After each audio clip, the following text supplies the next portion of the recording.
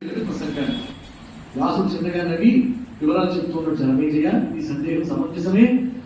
అయితే శ్రీయానికి 400 మంది భార్యలు ఉంటారు. అందరూ అందగత్తలే, రాజపుత్రికలే.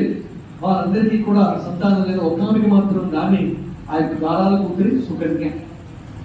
ఒకరోజు ఈ అమ్మాయి రాజధానికి చేతుల్లోనే ఉన్నటువంటి ఒక సరోవరానికి వెళ్ళింది. అది మానస సరోవరానికి అన్నింటా సమానంగా ఉండేంత గొప్ప సరోవరం. అయితే అందులోకి దిగేటందుకు వీలుగా మెట్లు కూడా ఉన్నాయి.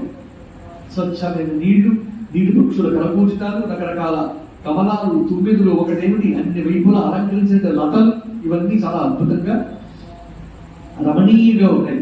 ఆ చెట్ల వచ్చిన ఒక శుభ ప్రదేశంలో భార్గవుడు ఇచ్చినటువంటి చ్యవనుడు అనే ఒక ఋషి తపస్సు చేసుకుంటూ ఉన్నాడు. ఆ పరమ శాంతుడు, ఎవ్వరు వేరే ప్రదేశం మీద నిర్మలంగా నిశ్చలంగా ఉంది. అక్కడ తపోదీక్ష స్వీకరించాడు.